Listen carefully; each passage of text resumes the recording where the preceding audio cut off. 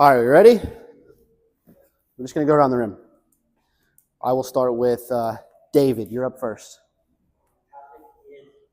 Figure out how to use the name Instagram.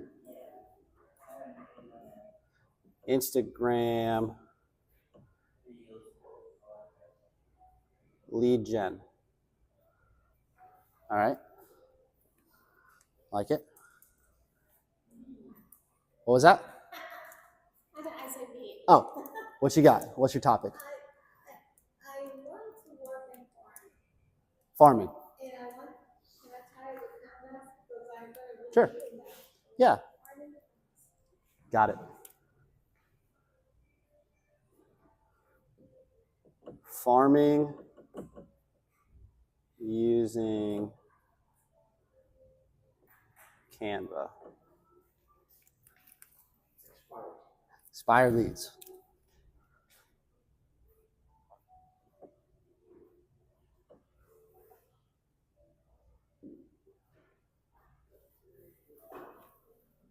What you got?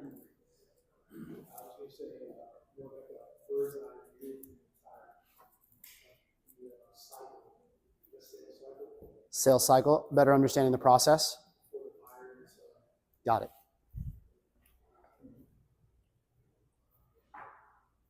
Buyer / seller sales process. Cool. What you got? AI for efficiency. Okay. Like it. AI.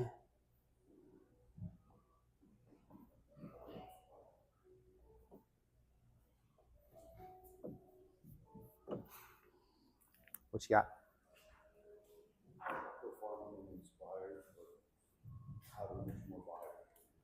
How to reach more buyers.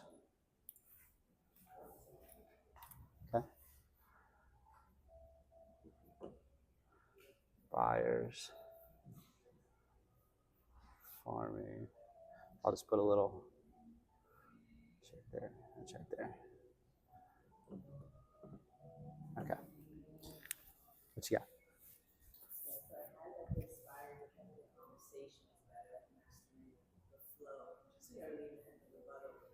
Expired scripts and sales techniques. Yep. Got it. Objections. Objections. Awesome. Anything else anybody wants to add? Do you have something? Networking?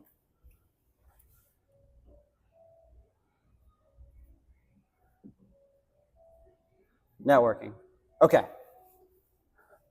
All right. So this is a mastermind, right? We're just going to talk. We're going to have a conversation.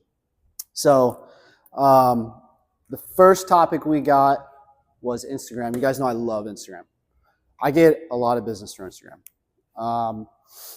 I'd say probably like 10 to 15 deals a year through Instagram. So Instagram is, for my community, a form of lead gen, yes, but also conversion. So I use Instagram to convert people. And what I'm doing is, so people I meet at open houses, people I meet in the streets, people, buyer leads that come through the internet, I send them to my Instagram. Because when they go on my Instagram, that's social proof. They go there, they see all my videos about real estate, and they go, oh, yeah, okay, that guy's legit. There's so many different ways to generate leads on Instagram. There is a kind of just something for your memory. It's called 10-5-S1. Have you ever heard that before? You remember that? It's 10 likes, 5 comments, 1 story, 10-5-S1, and then 1 post every day. 10-5-S1. So if you do that every day, right, because it's not just about posting. It's also about engaging with your community on Instagram. So the more people you engage with, the more your content will actually pop up in their feed. Because I think Instagram has some sort of ridiculous number. Does anybody know it? they only show your content to like 5% or something. Does anybody know that number? 5% of your followers. It might be less. So you might have 100 followers, but not everybody's going to see your post. But they will, the more you engage. That number will go up. So if I'm talking to Joe, in his DMs, then my content will start to pop up on Joe's feed more often because Instagram recognizes that me and Joe have a relationship.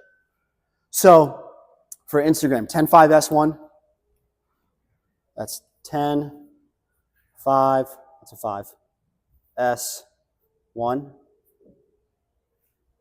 Hopefully you can tell the difference between my S and my 5.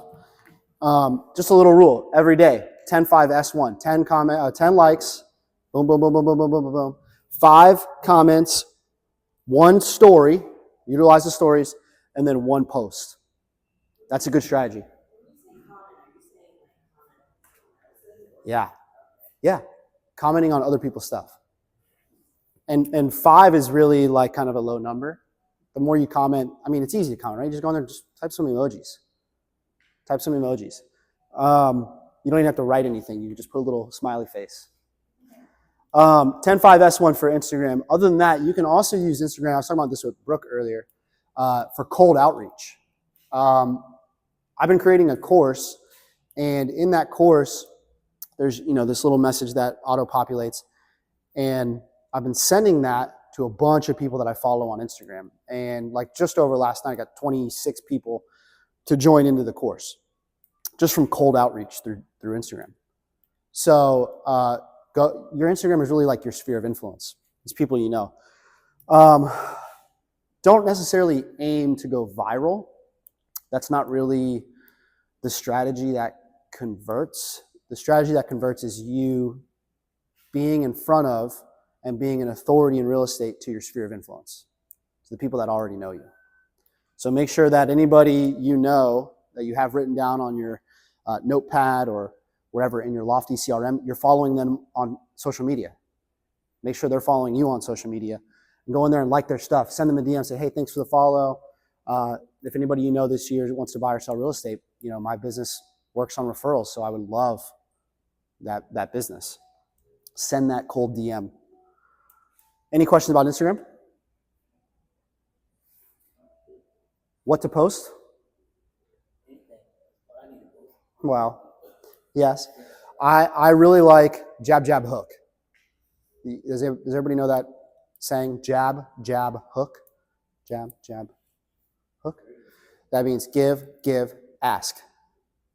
Right? So give something of value, give something of entertainment, give something of, like I said, knowledge, share that knowledge, and then ask for business. So, you give like a valuable post about the market, a valuable post about how to get a loan, what criteria you need to get a loan. And then a post about, hey, I've got this new listing. If you're looking to buy or sell a home, in the near future, call me, or, something like that, where you're asking, you're literally coming out and asking for business. Jab, jab, hook. So for social media, 10.5S1, jab, jab, hook. I can only speak on myself, right? What I know works for me.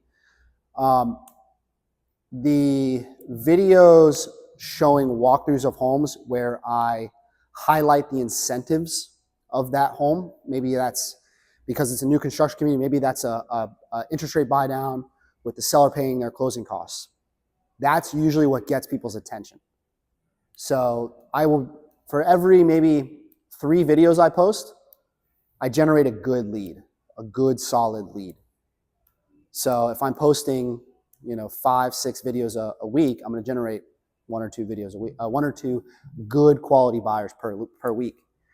So my favorite thing is the walkthroughs of homes, highlighting the incentives. Has anybody else done anything in here that's worked in generating leads through Instagram? Talking to people? Was that through cold DMing, or did they message you first? How did that? Face to face. Oh, no, I'm saying from Instagram.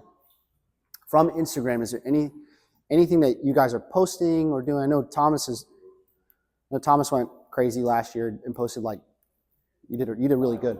Yeah, you were doing a lot. You're doing a high volume, which is cool.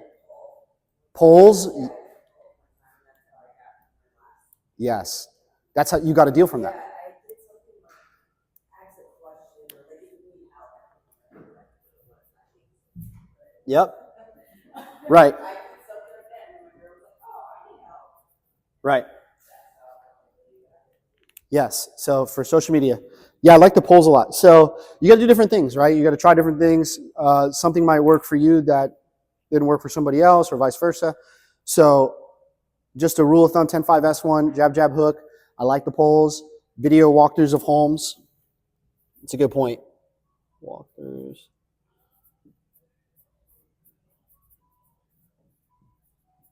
Walkthroughs.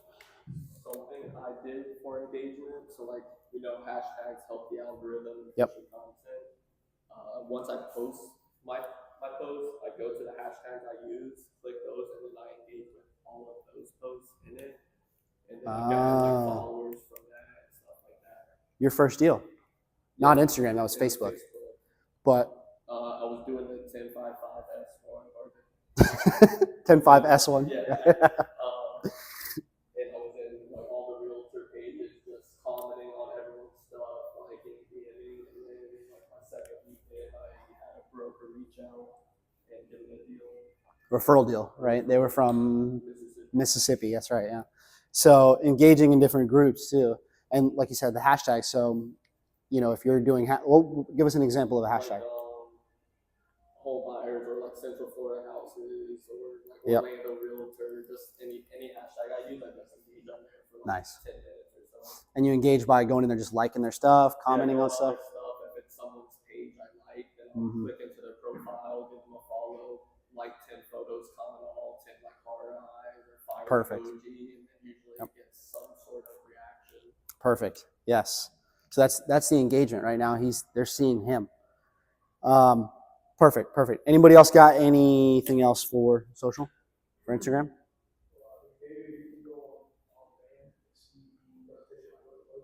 Yes. Yeah, we have a whole outline for you on up on the internet where it's like it's really intensive. It has. Give me some examples. Just becoming a local market, a Yep. local expert, just everything that's local. So Yep. Events, restaurants. Connecting with local businesses. in the area, and then also, documenting your real estate professional. Yeah, so we have that for you. Huge list of examples. Okay, moving on. Farming. You said using Canva. So farming, everyone knows what farming is. Farming is picking an area or a neighborhood, usually like 300 to 500 homes, and planting seeds, right? That's why they call it farming. So you go in there, you send out your letters, you door knock, you cold call, you have a community event, and you do this every single month for a year, 2 years, 3 years, 4 years, 5 years, and eventually you become the authority in that neighborhood, in that area, and all those people, you hope to take a big portion of those listings that come on the market every year. So did you guys end up choosing a farm area? I know you said a zip code. Yes, he has around the neighborhood, but we're waiting for, Adelise, yes. meet with us on the 13th next month. Oh, she's meeting with you to go over their platform and how to use Ignite? Gotcha. By the way, I saw a house in my area, and I don't know what. Say that again? I saw a house listing in my area because I saw the sign say Royal Realty. Oh, okay. Who's the one? Yeah, it's over there? What's It's in that area? Yeah. Go to Nartusi, that's so good. It's right in the corner. Trying to think. What was that? Tyson, maybe. Yeah, I'm not sure. But, well, yes. Yeah. We'll try to get out there. So farming. So where do we start?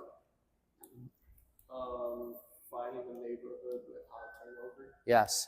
So if your goal is 20 homes, you don't want to choose a neighborhood with only 20 homes that sell every year, right? Because you're not going to take 100%. You're more likely going to take 25, 30%, 40% as you continue to progress. So you want to make sure you pick a home with high turnover, a neighborhood with high turnover. You had a question?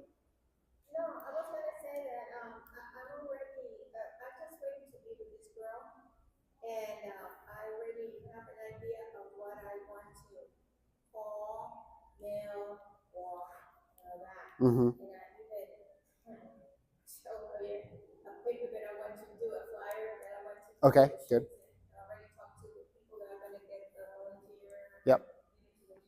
Yep, good. So you start already working on a plan.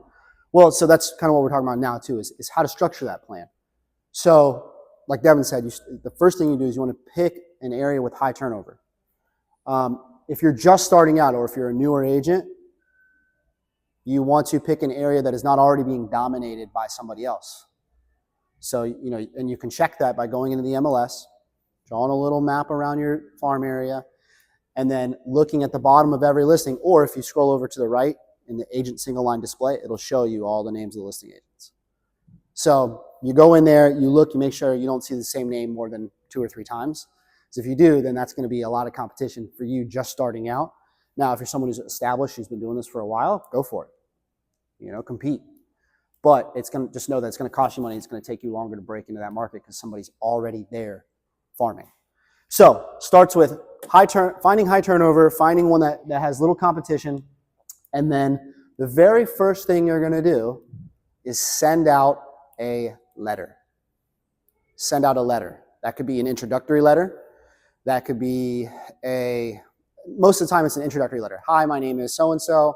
I'm with Royal Realty, and I am just letting you know that I'm going to be stopping by in the next couple of days to introduce myself and share with you some valuable market information if you're interested. How long should it take from we send the letter to the business? I would say your letter usually will take 3 to 4 days. So, maybe a week out. Yeah, wait a week around that time period. So, first step in farming, let's do this. Farming is to look for turnover. I would say 20 plus at least. Competition. And then letter. It's never been easier now. It's never been easier in the history to draft content like that. And someone said it, AI, efficiency, ChatGPT. My name is Ian Reinhardt. I'm a real estate agent in Central Florida, and I'm going to be farming this neighborhood. It's Camelot in St. Cloud. It's got about 300 homes. Average price there is $450,000. And I want to talk about my background in St. Cloud. Huh? You said we can do it through AI? Yeah, ChatGPT. So what I'm telling you is what I would do to ChatGPT. My phone's over there recording, but I pull up ChatGPT. I don't even write anymore. I just press the little voice button and I talk to it and I say, write me a letter to send to my farm area. Here's the information that you need, and then I start giving it all the information that it needs to write me a letter. And then bam, you've got yourself a letter. Now you just print a couple of those out, put them in the mail, send those to the addresses. You could also use EDDM. Anybody ever heard of that? It's not music. It's not the rave. It's not the festival. Every door mail or something like that? Every door direct mail. Every door direct mail. And that's through, I believe, USPS. And so you can get on there and easily send your stuff to just everybody. And it's fairly cheap. It's kind of it's not as effective as if you were to do it through a title company like First American with their Ignite program, because their program is going to be a little more specific, right? Like they'll skip vacant homes, they'll skip homes that are listed with real estate agents. If you use Every Door Direct Mail, it kind of just shoots it out to everybody. It doesn't pay attention to if they're there or not. So, farming.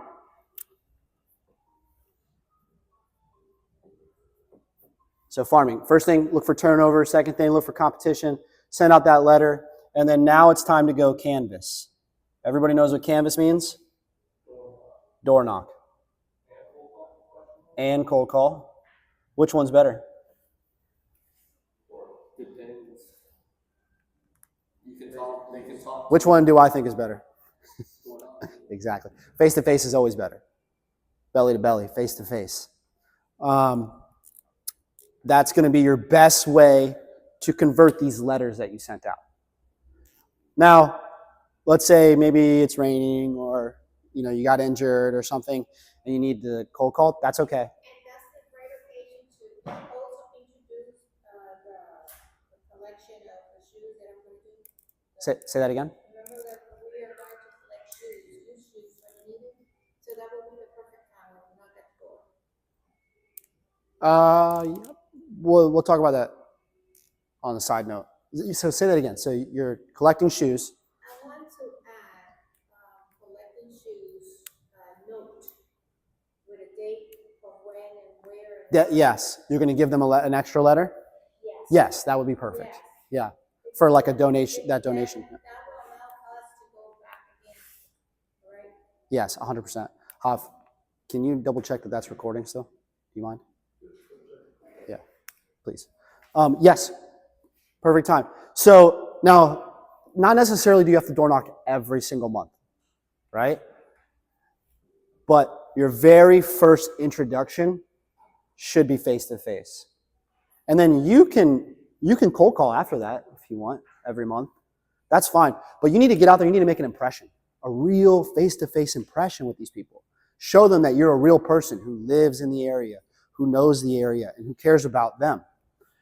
Door knock.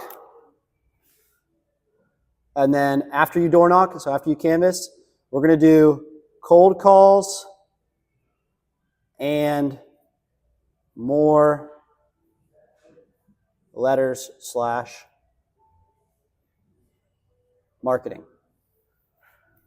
What I can do, who said farming? That was you. I can send you some of our examples of farming that's worked in the past. And you can either use those directly or you can take pieces that you like from that and use it. But after you do this, after you send out that letter, after you go out there and you door knock, you need to cold call and send letters for the rest of your life if you want to do business in that neighborhood. So turnover, competition, letters, canvas, cold call, and more marketing.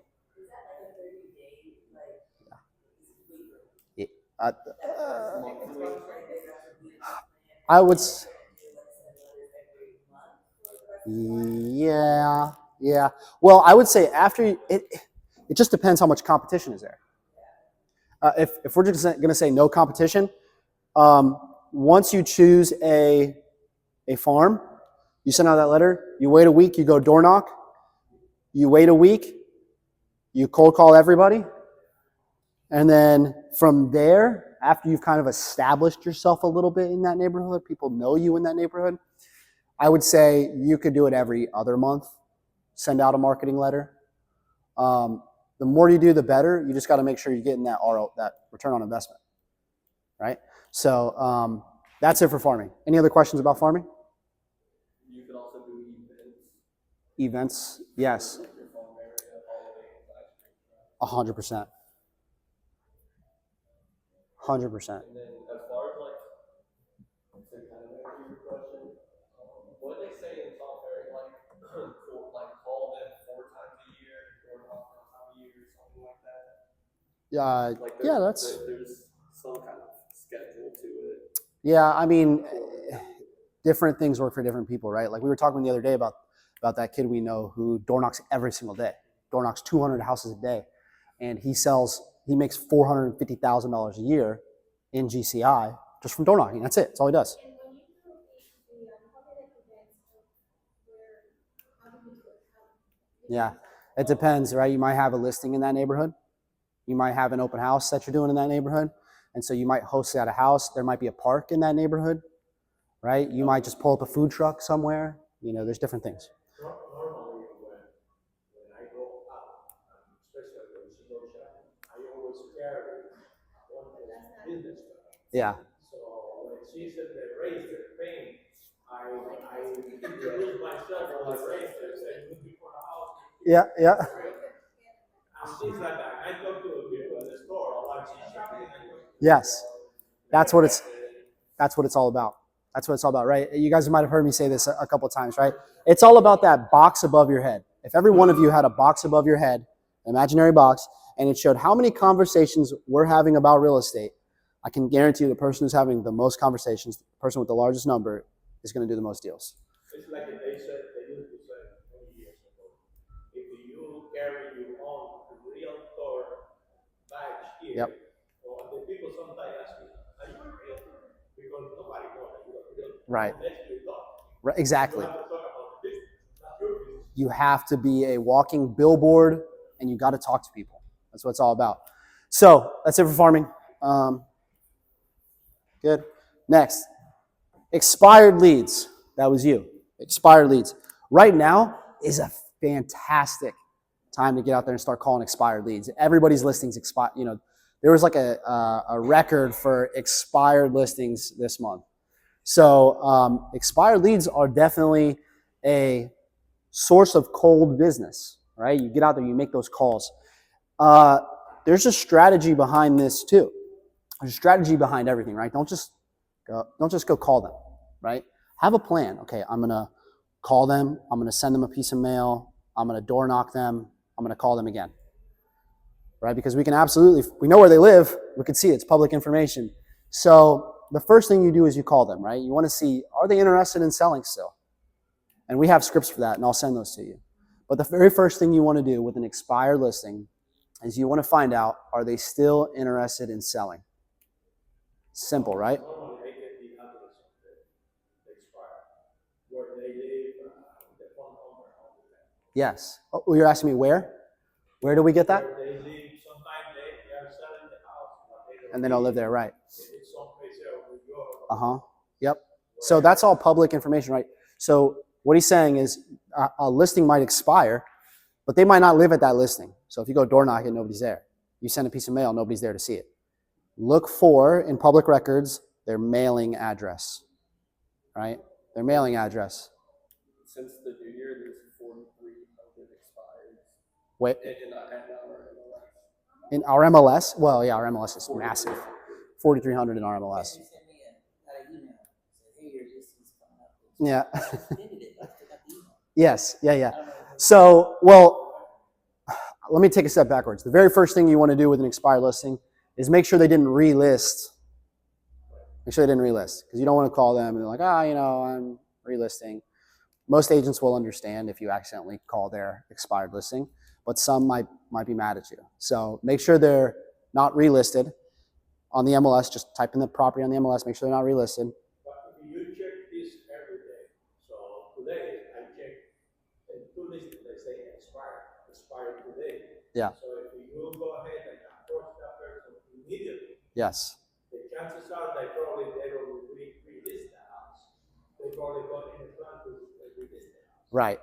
So what you're saying is true.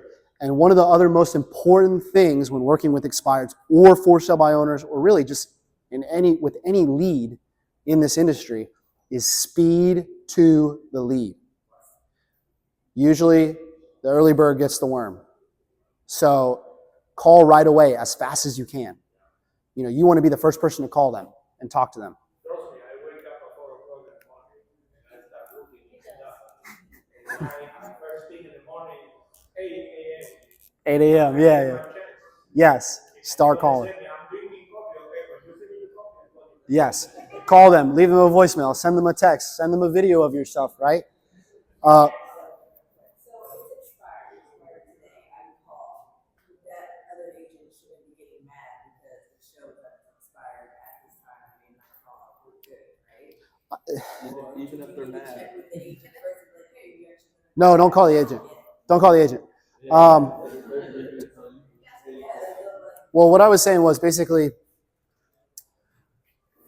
just double check the MLS first if you can, right? I mean, it's a little inefficient to have to go in there and double check, but go double check first.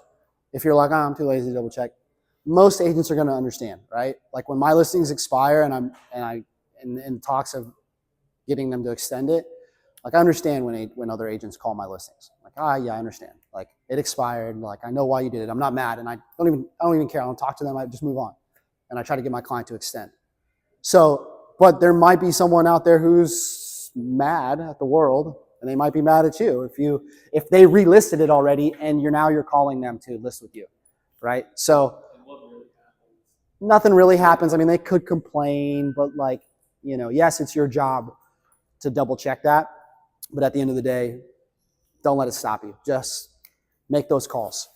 But have a strategy, have a plan for the expireds, right? Here's when I'm going to call every day. Here's what I'm going to say. Here's a script. And we have the scripts for you guys. You could ChatGPT a script. You could Google a script. You could use our scripts. You can make your own script. But use a script. Don't wing it. And then have a plan for stopping by and sending a letter. So with the expireds, it's call first